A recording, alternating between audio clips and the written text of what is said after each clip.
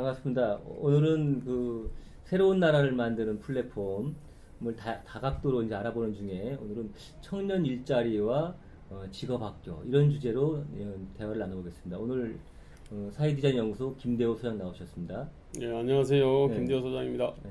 요즘 아무래도 이제 세상에 가장 큰 화두가 뭐 노사정 대타협 이건데요. 노사정 대타협을 하면서 주된 그 대립점 중에 하나가 속내는 어떨지 모르지만 겉으로 드러나는 거는 이렇게 해야 청년 일자리가 많이 생긴다 뭐 이런 거거든요. 그렇죠. 글쎄 그렇게 해서 청년 일자리 많이 생기나요? 어떻게 생각하십니까? 청년 일자리의 급격한 어떤 축소, 즉 고용 단절, 고용 절벽, 네. 그거를 조금이라도 완화하는 게 임금 피크제지 않습니까? 예, 예. 근데 원래 이제 청년 일자리 문제는 원래 심각했잖아요. 예, 예. 심각한 놈을 더 심각하게 만드는 게 임금 그 정년 정년연장법이고, 예, 예. 그래서 그 놈을 조금이라도 완화를 해주는 게 예. 임금 피크제였죠. 예. 합의됐죠. 예. 근데 문제는 원래 심각했던 청년 고용 문제 있지 않습니까? 예, 예. 이건 그냥 남아 있는 거예요. 그러니까 이제 언론에 나오는 것처럼 이거를 임금 피크제나 이런 걸 하면 뭐 청년 고용 문제 획기적으로 될 것 같다 이런 얘기는 사실은 어떻게 보면 내년 총선 앞두고 어떻게 보면 정치적인 뭐 이런 논쟁인 것 같고 일종의 본질은 그건 좀 아니다 비교가 안다 이거죠 그런 문제하고. 그 뭐 하여튼 할리우드 액션 비슷한 건데 그죠? 할리우드 액션이 그냥 음살인데 그 음살은 아니고 이게 일종의 그냥 뭐 광팔기 같은 거죠, 그죠? 요란한 야 태산명동의 서일필이라고 이게 참 시끄럽긴 한데 나오는 거는 진짜 한 말인 거잖아요. 그러니까 청년 일자리 문제 아주 악화될 청년 일자리 문제가 조금은 완화된다. 완화될 가능성이 있다. 또 완화되거나 완화될 가능성이 있다. 그러니까 저는 뭐 이거를 반대할 일은 아니라고 봅니다.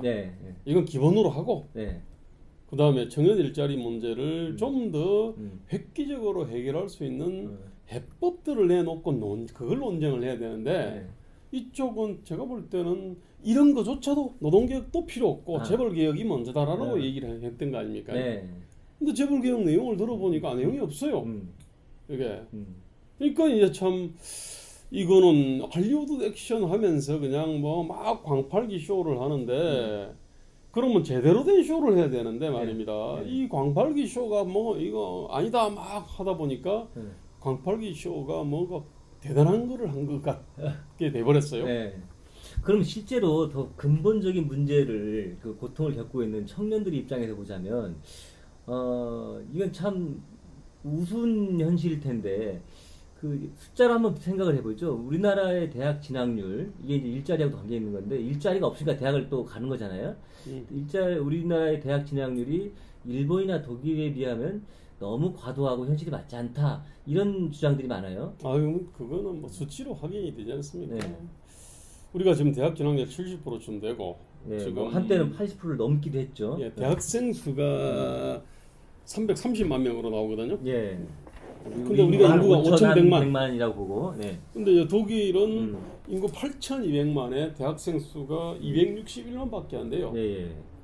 260만. 그나마도 지금 독일은 아마 이게 무료일 겁니다. 거의 무료일 건데. 그래도 이밖에 안 돼요. 근데 일본은 인구 1억 2,800만인데 대학생 수가 257만 명입니다.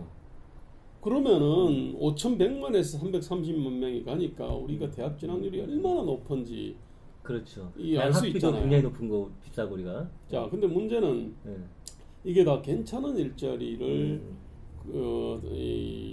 괜찮은 일자리에 접근하겠다고 대학 간 거 아닙니까? 그죠? 그렇죠. 뭐 희생을 하고 돈을 많이 들이고 시간을 투자하더라도 대학을 나와야 그래도 좀 먹고 살 만한 직장을 구할 가능성이 있지 않느냐 뭐 이런 거겠죠. 근데 문제는 이제 어떤 경제도 이렇게 대학 진학률 70% 상황에서 그 사람들을 다는커녕 절반도 수용할 수 있는 경제는 없을 거예요. 모두에게 다 좋은 일자리 주기는 어려운 거죠. 그렇다면 일정한 정도의 그런 사회적 차별이 아닌 차이는 있는 거고 그런 현실을 인정해야 되는데 그런 의미에서 우리가 많이 듣는 독일이나 스위스처럼 실업계고를 나와도 괜찮은 일자리가 많이 보장되는 사회 구조를 만든다면 굳이 이렇게 과도하게 대학을 많이 가지 않고도 그리고 사회생활을 충분히 잘하고 필요한 때 대학을 갈 수 있지 않겠냐라는 게 우리가 배워야 될 점인데 그렇죠. 우리 사회가 근데 그쪽으로 좀 가려고 노력은 좀 안 하는 건 아니지 않습니까? 뭐 이명박 정부 때도 그렇죠. 뭐 고졸 일자리 많이 만들자 하고 마이스터고나 이런 것도 많이 만들고 했던 건 같은데 지금 현재 뭐 어떤 지점이 좀 어려운 점이라고 생각하십니까? 아무래도 전 그 왕도는 없는 것 같아요. 네. 그러니까 기본적으로 고졸 또는 실업계를 나온 사람이 일단 산업이라든지 사회에서 참 내가 데리다가 쓰고 싶은 매력적 존재가 돼야 되잖아요. 예. 일단은 네. 매력적 존재가 된다는 거는 써먹을 수 있는 기술이나 기능이나 그죠? 나름대로 어떤 교양들, 근로윤리 뭐 이런 거를 잘 갖추고 있다는 거 아닙니까? 네. 그죠? 네. 일단은 그것들을 근로윤리, 그다음에 직업 어떤 일반 사회 교양, 그다음에 어떤 특정한 어떤 기능이나 기술 있지 않습니까? 네. 이거를 갖다가 아주 맞춤형으로 잘 가르쳐야 되는 거겠죠. 그죠? 아무래도 이게 1번 아니겠어요? 그다음에 우리가 사실은 고졸자에 대한 유리지붕이 있잖아요. 뭐 어떤 제약 요건이 많다 이거죠. 옛날 여성에 대한 유리지붕이 있었다면 그렇죠. 고졸자에 대한 유리지붕이 아니라 어떻게 보면은 그냥 눈에 확 보이는 이 그냥 지붕이죠 사실은. 그러니까 고졸자들에 대한 어떤 배제와 차별들이 있죠. 예, 뭐 자격 시험 요건이라든가. 그렇죠. 뭐 그거 나오면은 뭐 대학 가지 않으면은 근데 뭐 전에 많이 얘기했던 뭐 도서관 사서도 예. 자기 요건 자체가 안 된다는 거죠. 그다음에 뭐 교사 같은 거 당연히 될 수 없지 않습니까, 그죠? 그다음에 간호사도 될 수도 없고 뭐 이 하여튼 그러저러한 것들이 있고요. 또 한편으로는 근데 박사 학위 없으면은 교수가 안 되는 데도 있죠. 일본은 그렇지 않잖아요. 그나마도 우리는 미국 박사 학위 아닐까요? 근데 돈이 엄청 들겠죠. 네, 여기까지 갔다 오려면. 어쨌든 간에 저는 학위와 학벌을 근거로 한 제반 어떤 이 배제와 차별을 없애야 비로소 또 이렇게 사람들이 죽기 살기로 대학에 가려고 하지 않겠죠. 그 다음에 마지막으로 저는 그 대학을 다 18, 19살 때 이제 그냥 다 우르르 가는데 그때 아마 대학에 왜 가야 되는지 그냥 모르고 그냥 다 가니까 부모가 가라 그러고 친구들이 가니까 우르르 가는 경우들이 있거든요. 뭐 이른바 어떻게 보면 묻지마 대학 진학이네요. 예, 그런 사람들이 사실은 들어가서 공부 잘 안 합니다, 사실. 그리고 뭐 중간에 방황하고 뭐 휴학하기도 하고. 그러니까. 뭐 또 남들 따라서 시류에 따라서 또 해 어학연수도 가야 되고. 아니 그래서 저는 그 필요할 때 그 대학을 그 가도록 만드는 제도적 문화적 장치들이 필요하지 않을까 싶거든요. 이른바 그 유비거터스 어떤 사다리라고 볼 수 있는데 언제 어디서나 탈 수 있는 사다리죠, 그죠? 20대 중후반에 탈 수도 있고 뭐 30대 초중반에 탈 수도 있는 거죠. 그러면은 이제 그냥 뭐 18, 19살 때 그냥 막 우르르 대학 가겠다고 그냥 박 터지게 어떤 경쟁하는 이게 좀 줄어들지 않을까 싶어요. 지금 우리 김대우 소장이 세 가지 지점을 크게 이제 지적해 주셨는데 그거 좀 하나하나 조금씩 더 살펴보죠. 예를 들면 아까 이제 그러면 실업계고를 나와도 사회에 나와서 고등학교 또는 실업계를 나와도 바로 일자리에서 제일 잘 써먹을 수 있다면 기업도 그런 인력을 마다할 일이 뭐 있겠냐는 거죠. 그렇죠. 어떻게 보면 70년대, 80년대 초중반에 보면은 실업계 고등학교들이 그렇게 했던 것 같아요. 근데 어느 순간 우리 사회가 그런 실업계고의 유상이 많이 떨어지고 실제 숫자도 많이 줄어든 것 같아요. 현재 우리 실업계고가 한 20% 정도 된다 그러는데요. 그럼 이 현재 실업계 교육 이런 부분을 어떻게 혁신하는 게 좋을까요? 아무래도 저는 산업 또는 사회하고 학교가 아주 풍부한 커뮤니케이션을 나눠야 된다고 보거든요. 그러니까 제 생각에는 과거 실업계는 과거 어떤 산업에서 소요되는 인력들이 있었거든요. 예컨대 뭐 용접이라든지 선반이라든지 밀링이라든지 뭐 이러저러한 게 있었던 거 그걸 가르쳤거든요. 그리고 은행에서도 뭐 상고 출신들이 할 수 있는 창구 업무 이런 거. 근데 문제는 지금은 그것들이 많이 바뀐 것 같아요. 바뀐 거에 적응을 못하니까 과거의 실업군은 몰락하는 거고. 저는 그러니까 그러면서 이제 효용이 그러니까 제가 볼 때는 옛날에 이제 그 공고 나와가지고 현대자동차, 기아자동차 막 이런데 현대중공업 많이 들어갔지 않습니까? 그렇죠. 그죠? 네. 근데 이제 이쪽이 현장에서 이제 노조들이 만들어지고 그러면서 지금 다 억대 연봉자가 돼 있지 않습니까? 그렇죠. 네. 근데 그 기업 입장에서는 이게 너무 이제 부담스러운 존재가 된 거고요. 네. 그래서 이제 그쪽 채용을 줄인 거 아닙니까? 네. 그죠? 네. 자, 그쪽으로 가는 통로들이 끊어진 거죠. 그죠? 네. 자, 그러면서 이제 공고 가서 선반 밀링 배워도 이제 현대자동차나 현대중공업 못 들어가게 된 거고요. 네. 근데 이제 반면에 또 하나는 뭐냐면은 다른 데서 새로운 어떤 기술과 기능들이 이제 이렇게 뜨게 돼 있지 않습니까? 예컨대 뭐 도배, 뭐부터 해가지고 뭐 무슨 미장이나 건축 현장에 좀 적절한 인력이 굉장히 모자라죠 지금. 하여튼 굉장히 어떤 다양한 영역이. 그러니까 현대자동차, 현대중공업에서는 공고생에 대한 수요들이 줄어도 또 새로운 수요가 생기게 돼 있잖아요. 예컨대 IT 관련해서도 그렇죠. 많이 생겼을 거 아닙니까, 그죠? 예컨대 우리 지금 사회 디자인 연구소가 하는 이런 것들도 대학에서 가르치지 않습니다. 그렇지만 어쨌든 이런 게 생긴 거예요.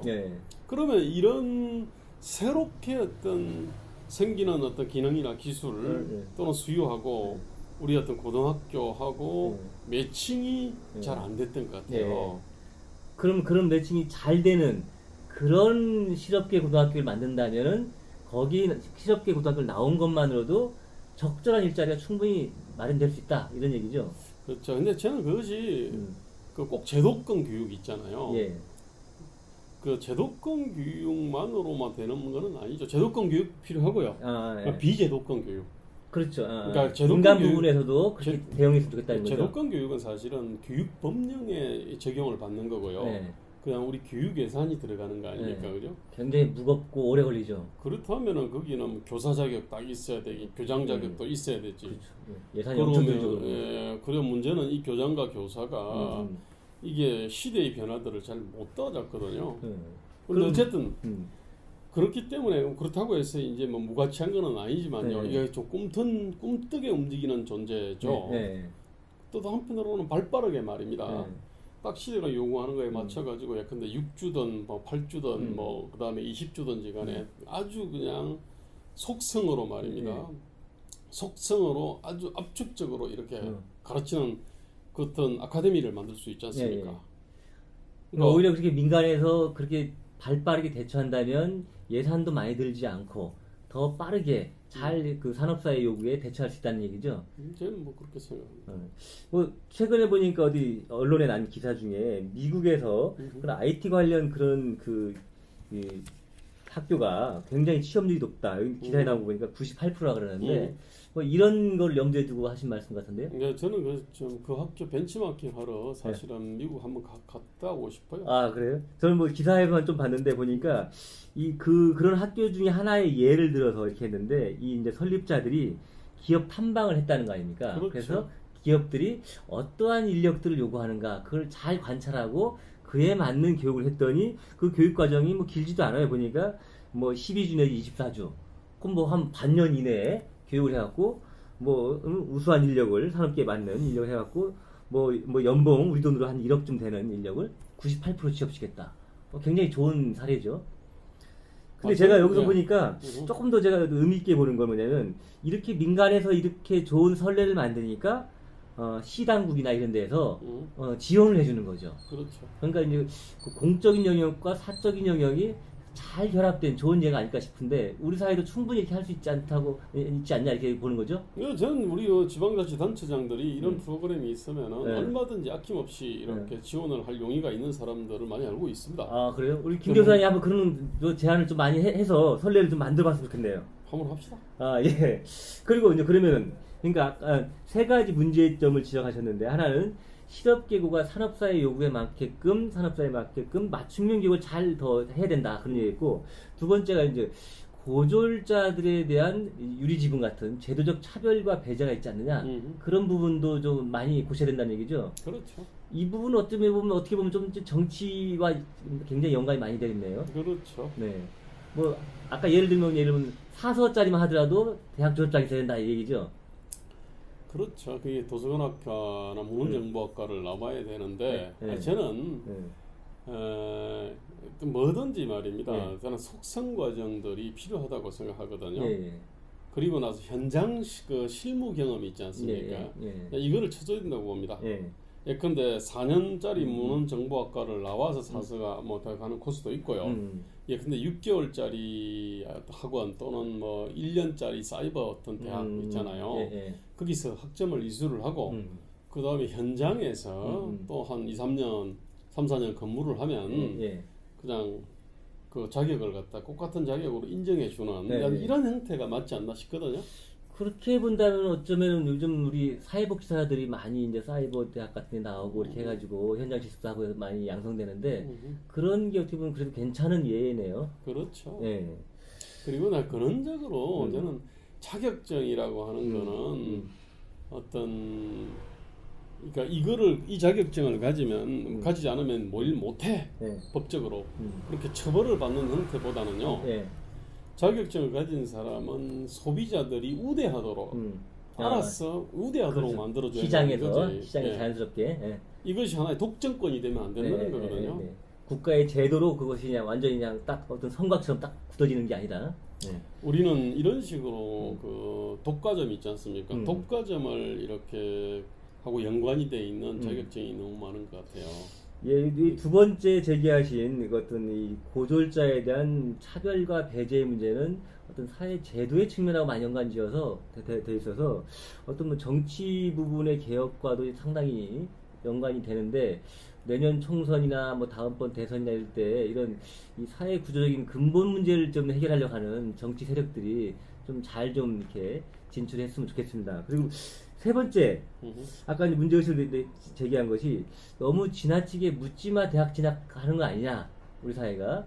이런 거는, 이것도 어떻게, 이건 뭐 사회, 어떤 사회 문화적인 요소인 것 같기도 하고, 개인의 영역인 것도 같은데요. 그렇죠. 그래서 저는 그 부분에 대해서는 정면 충돌하면 안 되거든요. 그러니까 줄이려고 하면 대학을 줄여버린다. 예컨대 이렇게 할 수 있겠죠, 그죠? 근데 이건 아주 그런 식으로 강압적 방식으로 할 문제는 아닌 것 같고요. 저는 그냥 고졸 사다리를 잘 만들면은 자연스럽게 해소되지 않을까라는 생각들이 좀 있습니다. 그러니까 고졸 사다리를 부실하게 만들어 놓고 그다음에 대졸 사다리를 예컨대 걷어차는 거 아닙니까? 우리는 사람들이 엄청난 박탈감과 어떤 반발을 할 수밖에 없을 것 같아요. 그래서 대졸 사다리에 대해서 아주 거칠게 그냥 이걸 다 부러뜨리고 줄여버리는 쪽보다는 고졸 사다리를 양을 늘리는 게 아니고요. 아주 질을 좋게 만들면은 자연스럽게 그쪽으로 쫙 쏠리고 그래서 사람들이 새로운 비전을 느껴야 돼요. 고졸해도 보니까 비전이 있네. 제대로 된 어떤 기술만 배우면 훨씬 비전이 있네. 이렇게 돼야 되거든요. 그런 흐름을 타면서 이제 사회 분위기가 점차적으로 뭐 시류 따라서 남들 뭐 다 대학 가니까 나도 가야지. 뭐 남들 뭐 다 어학연수까지 가야지. 이렇게 하지 않아도 충분히 제대로 된 고등 교육만으로도 고등학교 교육만으로도 뭐 좋은 괜찮은 일자리를 구하고 이렇게 하면서 이제 그런 비율들이 적어지고 그런다는 거죠. 그렇게 가야죠. 그럼 오늘 나눈 대화를 한번 정리해 보도록 하겠습니다. 뭐 처음에는 우리가 이제 노사정 대타협 얘기를 했는데, 뭐 지난번에도 한번 우리가 저기 그 임금 피크제 갖고 얘기했던 것처럼 정년 연장법은 어떤 청년 일자리를 더 악화시키는 요인이 있는 거고, 그게 다는 아니지만 임금 피크제는 조금은 완화한 요소는 있지만 이게 근본 문제는 아니다라는 것은 뭐 우리의 기본 문제의식인 거고요. 우리 사회의 어떤 그 고졸자들이 이제 좀 대우받는 그런 사회제도를 만들어야 되는데 세 가지 지적하셨어요. 하나는 그 고등학교 교육만으로도 충분히 일자리가 만들어지는 그런 맞춤형 교육이 좀 강화됐으면 좋겠다. 그 다음에 고졸자들에 대한 그 제도적인 차별이나 배제 이런 부분을 완화시켜야 되겠다라는 거고, 묻지마 대학 진학하는 이런 그 사회 문화를 좀 개선해 나가자 이런 거죠. 앞으로 이게 무지 할 얘기가 많은 우리 사회 아주 뿌리 깊은 구조와 연관된 문제들인데요. 오늘은 이렇게 가볍게 한번 문제의식을 정리하고 이후로 하나하나 깊이 있게 한번 다뤄보도록 하겠습니다. 네, 감사합니다. 네, 감사합니다. 네.